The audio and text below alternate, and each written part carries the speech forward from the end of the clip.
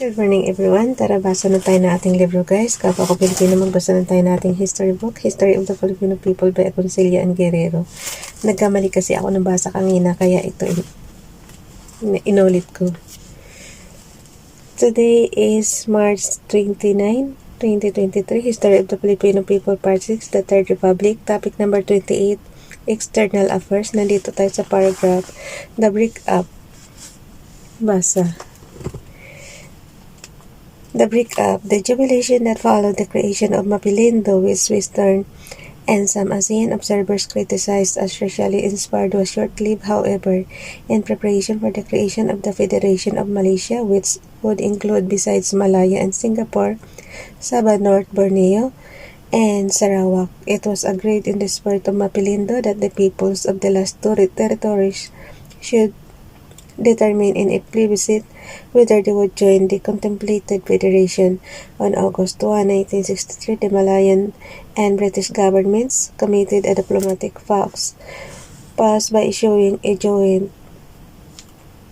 statement in London whereby they agreed on principle that the Federation of Malaysia, which would include Sabah and Sarawak, would be proclaimed on August 31, 1963. Even before the results of the plebiscite were known, Indonesia and the Philippines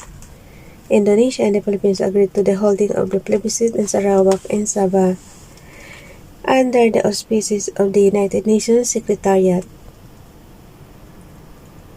On September 13, 1963, the UN Secretary-General submitted the findings of his teams to the governments of the Philippines, Malaya, Indonesia, and Britain.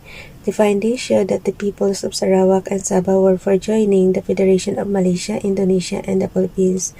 They marked, saying that the plebiscite did not really reflect the true feelings of the peoples of Sarawak and Sabah owing to British pressure.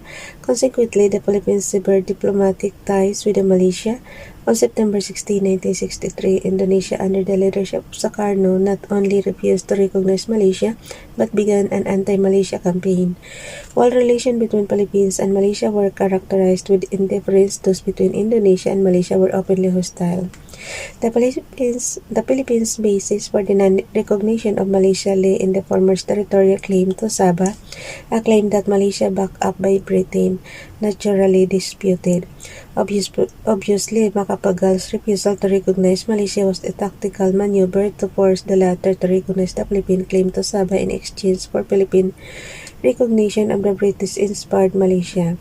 The impasse was resolved when, after Marcos' inauguration as president, he promised to re-establish diplomatic relations with Malaysia.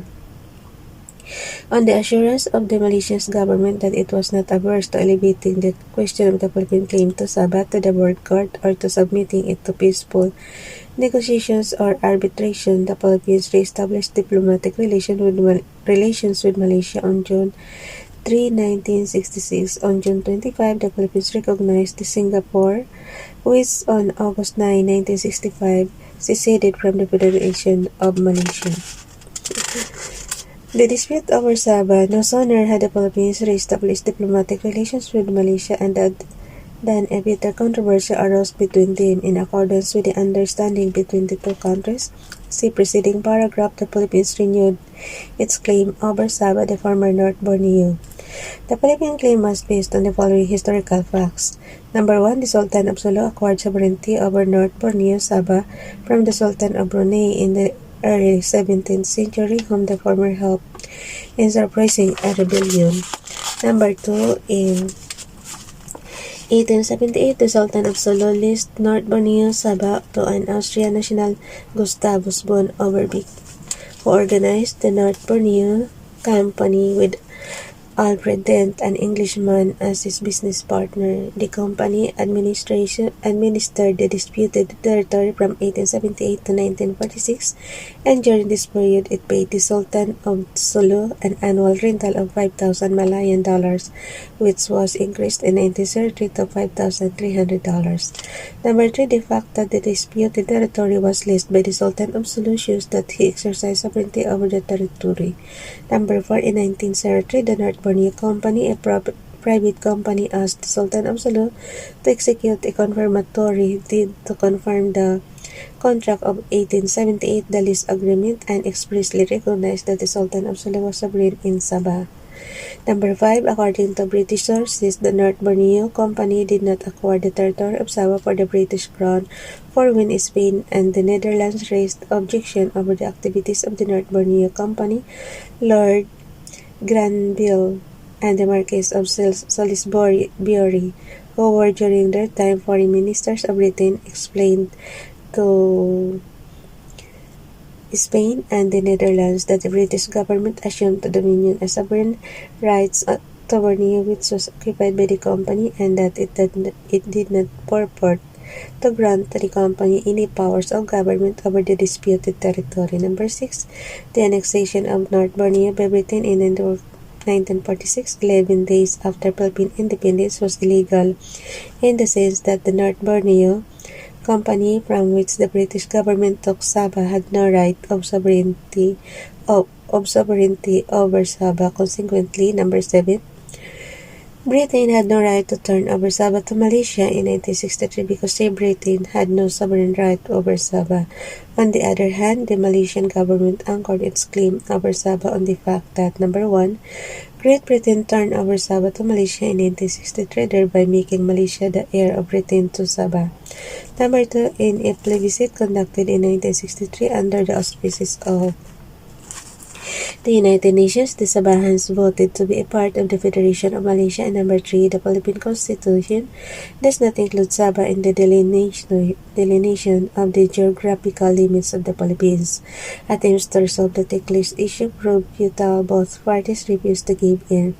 The Philippines still refuses to give up the claim over Sabah because of historical, sentimental, and legal facts involved in the case.